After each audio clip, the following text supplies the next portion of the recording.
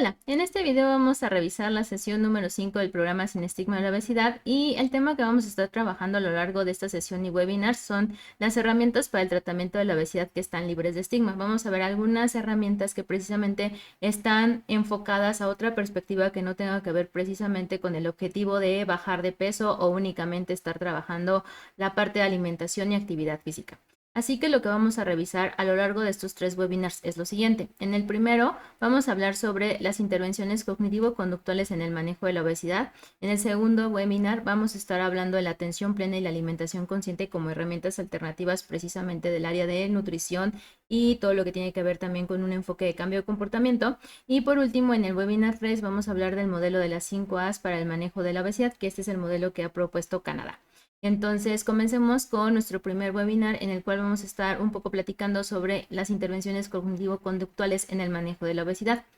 ¿Y por qué manejar este tipo de herramientas? Bueno, la idea es que al utilizar una herramienta en la cual nosotros no enfoquemos todo hacia el tema de lo que es el peso y la imagen, sino que hablemos más sobre cuestiones de comportamiento y conducta, pues el manejo de la obesidad va a tener un giro y una narrativa totalmente diferente a lo que casi siempre se ha estado manejando. Por lo tanto, el involucrar intervenciones que estén enfocados al cambio de comportamiento, pues van a hacer esta diferencia que tanto estamos buscando en el tema de la obesidad. Además que nosotros sabemos que el cambio de comportamiento o conducta es lo que realmente nosotros necesitamos porque es lo que va a quedar a largo plazo y que precisamente esos cambios de conducta los necesitamos a largo plazo pues para que el tratamiento sea eficaz y podamos ir poco a poco pues trabajando y revirtiendo todas las complicaciones que se pueden presentar en los pacientes que tienen obesidad.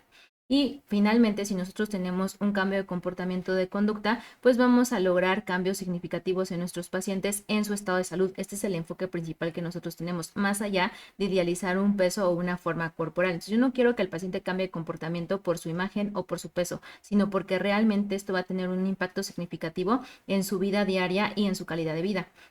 Además de que estos enfoques te sirven también para desarrollar la parte de la autoestima y la autoeficacia, que como ya sabemos y hemos ido trabajando, los pacientes con obesidad muchas de las veces ya vienen muy lastimados por los entornos, el contexto y en tema de salud mental. Y esto nos va a ayudar pues que precisamente exista una mejor estabilidad o exista como que este enfoque que también va hacia la parte mental. Y también te ayuda para lo que sería generar una mejor confianza con los pacientes, te genera una mejor empatía y ayuda a que podamos encontrar aquellas barreras que todavía los pacientes presentan dentro del tratamiento y los podamos orientar para afrontar o brincar esas barreras y puedan seguir adelante.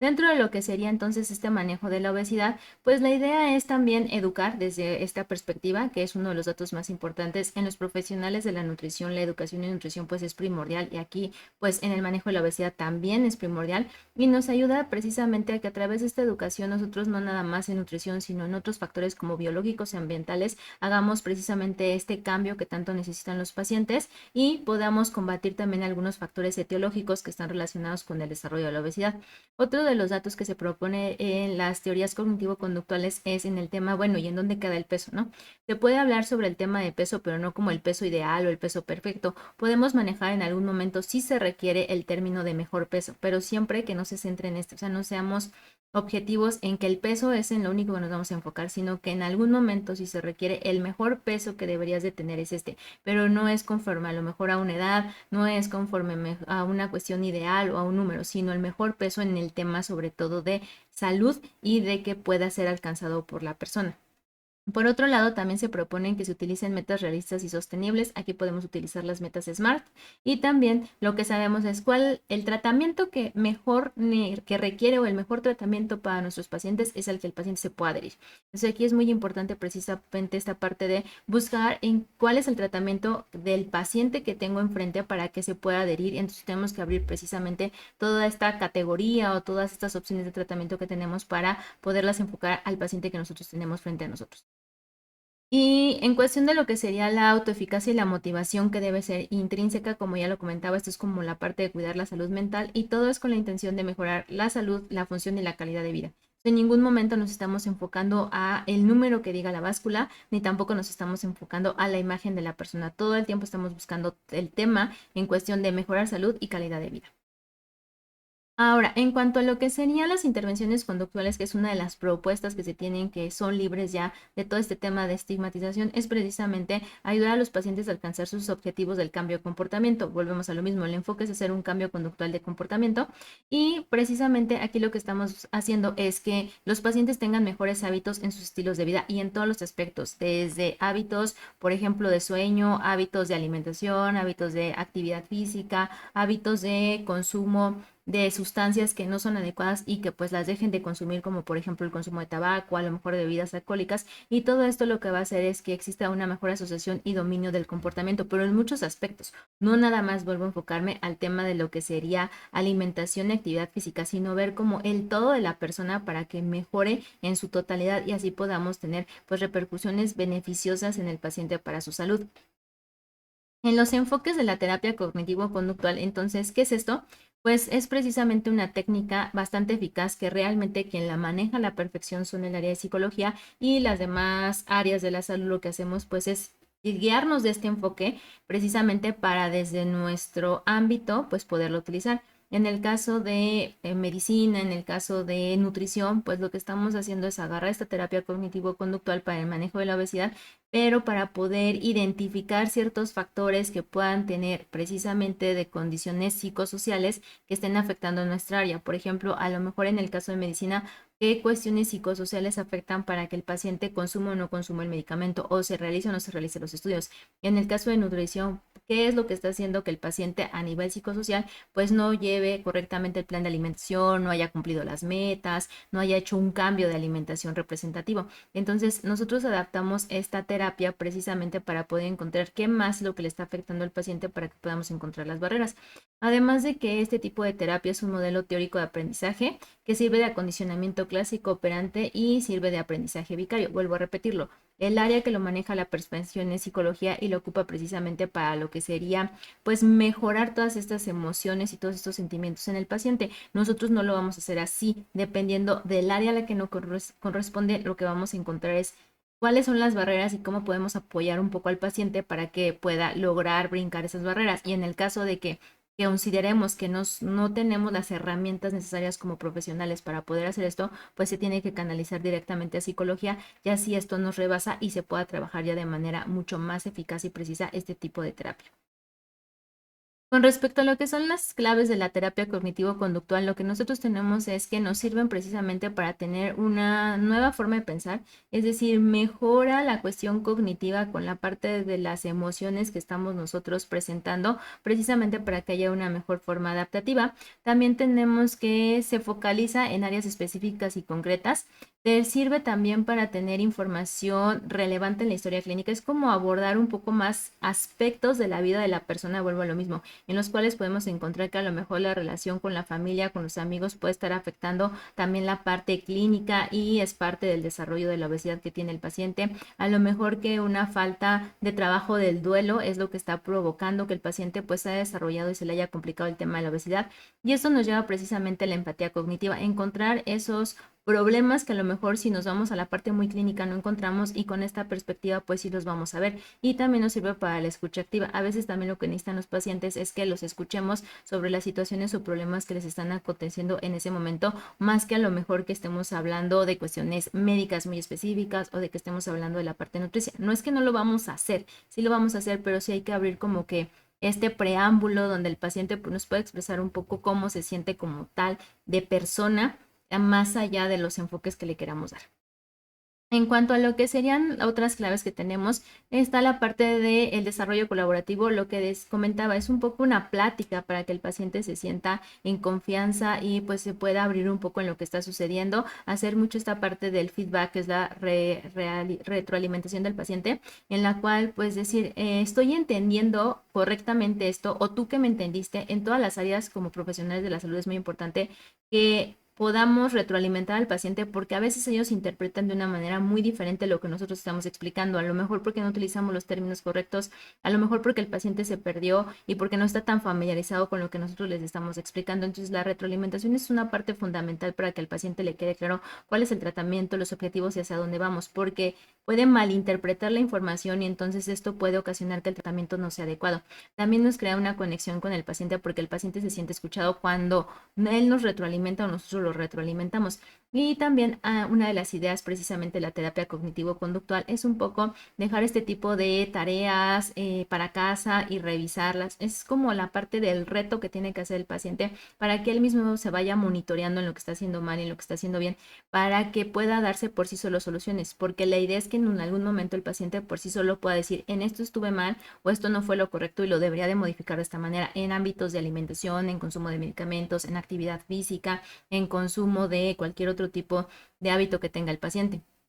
También en la parte de lo que serían las áreas de la terapia cognitivo-conductual, pues tenemos estímulos que son disparadores. A veces el problema viene, vuelvo a lo mismo, por una mala relación familiar, de amistades, estrés en el trabajo, alguna preocupación, y eso está ocasionando pues un estímulo disparador que hace que el paciente tenga pensamientos irracionales, es decir, que la atención es tanta al paciente que sus pensamientos pues no van acorde a la realidad, y esto genera emociones y sentimientos que pueden afectar mucho al paciente. De ahí se pueden ir hasta síntomas físicos. Hay personas que somatizan mucho lo que están viviendo y esto puede afectar las cuestiones ambientales. ¿Por qué las puede afectar? Porque entonces el paciente a veces puede estar consumiendo alimentos precisamente porque hay un estímulo disparador que le está ocasionando toda esta cascada de eventos, y al final cómo se acaba esto en un proceso de ansiedad donde el paciente pues tiene un consumo inadecuado de alimentos. A lo mejor es lo que lo lleva a una fatiga crónica, a que no pueda hacer actividad física y a que le vaya afectando en todos sus ámbitos de la vida diaria. Entonces aquí sí es muy importante porque la terapia cognitivo-conductual precisamente trabaja todo esto para estructurar mejor al paciente y que el paciente pues pueda tener pensamientos y emociones mucho más positivas que le ayudan nuevamente en todos los ámbitos. Además de esto, pues te sirve para que puedas tener más específicos sobre tus problemas y tus consecuencias, si son adecuadas o no son adecuadas, es decir, puedas por sí solo solucionarlos. La siguiente sería la parte en que el paciente con la terapia cognitivo-conductual pues decide qué va a cambiar y cómo lo va a hacer. Finalmente es eso lo que nosotros estamos buscando al día de hoy, que el paciente sea capaz de decir, esto es lo que estoy haciendo bien, esto es lo que estoy haciendo mal, lo debería de cambiar de esta manera o podría cambiarlo de esta manera. Al final él es el único experto ante su vida diaria sobre qué sí puede lograr y qué no puede lograr. Nosotros simplemente somos una guía en donde vamos a ir viendo pues si el paciente va bien o va mal, y dándole consejos de qué podría hacer siempre y cuando pues él los acepte y vea que sí son viables para las condiciones en las que se encuentra. Dentro de lo que sería entonces esta terapia, pues entran los siguientes comportamientos que son importantes en el paciente con obesidad. No son los únicos, pero pues son algunos de los que podemos manejar. Está la parte nutricia, la parte de actividad física y la parte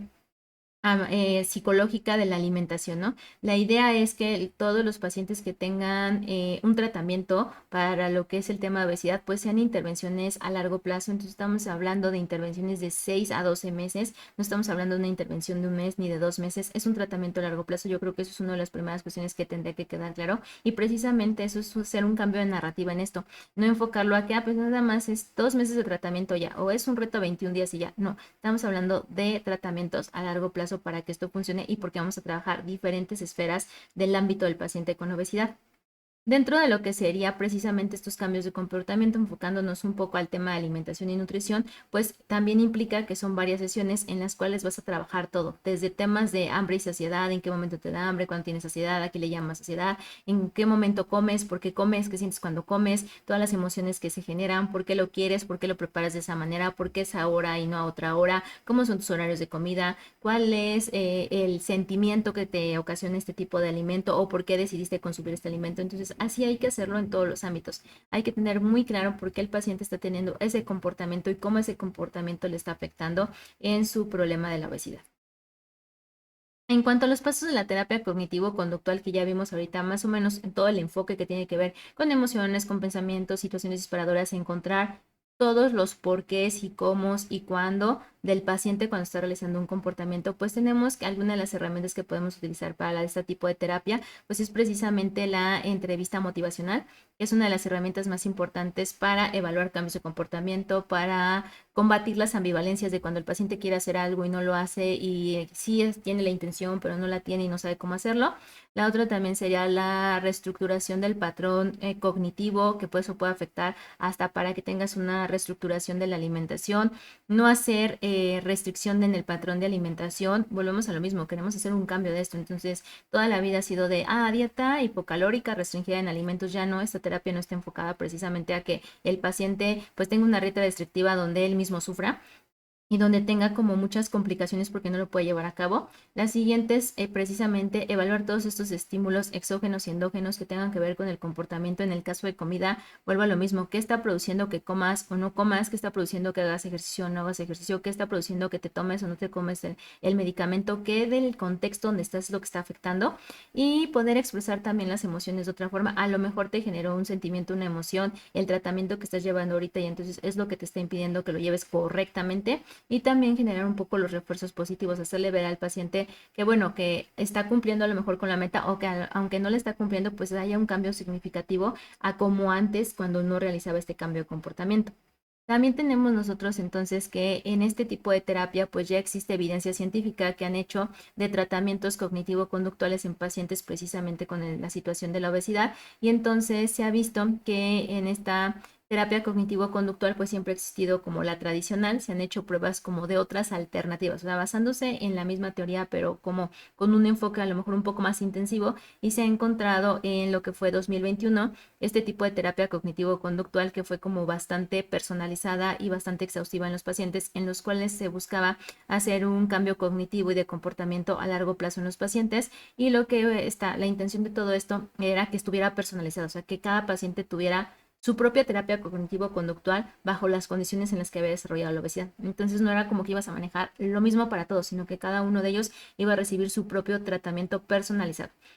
Y precisamente la idea de este tipo de tratamiento es que fuera demasiado intensivo para los pacientes y así poder ver el cambio real de comportamiento de estos. Entonces, lo que nosotros tenemos aquí es que precisamente en la terapia cognitivo-conductual, que se vuelve personalizada, que es un estudio que se realiza y que se basa en lo siguiente. Lo que se llevó a cabo en aquel momento fue que el tratamiento cognitivo-conductual era la prioridad dentro de todo el tratamiento de la obesidad, es decir, todos los profesionales de la salud se alinearon a este tratamiento, y lo que se hacía era un papel activo de los hábitos que el paciente iba a cambiar por sí mismo. Dentro de estos hábitos que iba a cambiar por sí mismo, pues se enfocaba mucho a que el paciente tuviera autocontrol, que se establecieran objetivos de forma continua, que hubiera un control de estímulos, ver qué estaba bien, qué estaba mal, cuáles eran las barreras, las emociones, los sentimientos, el manejo de contingencias, que si en algún momento sucedía algún tipo de recaída, pues la trabajara, si sucedía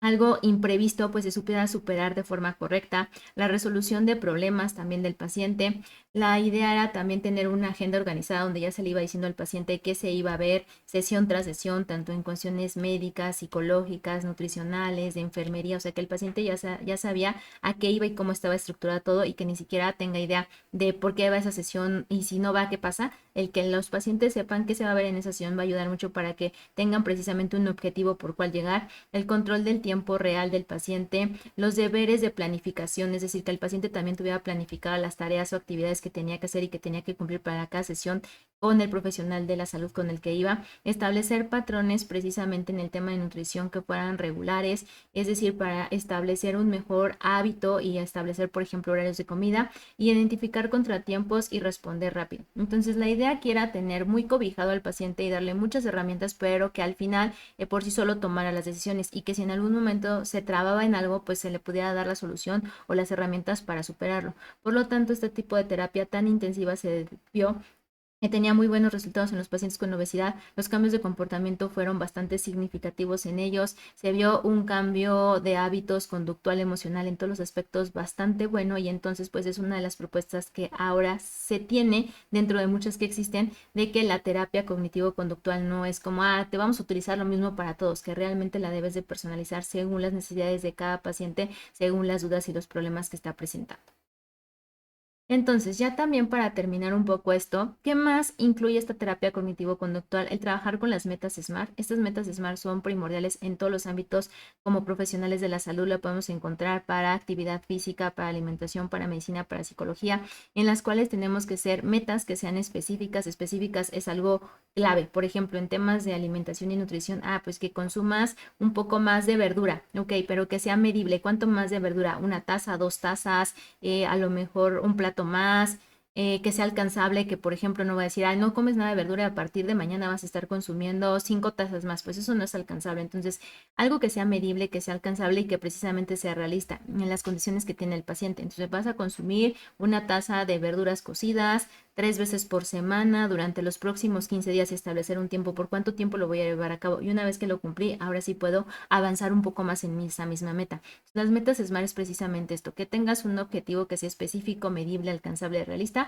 y que establezca un tiempo para que podamos estarla midiendo y a través de esto poder ir avanzando poco a poco.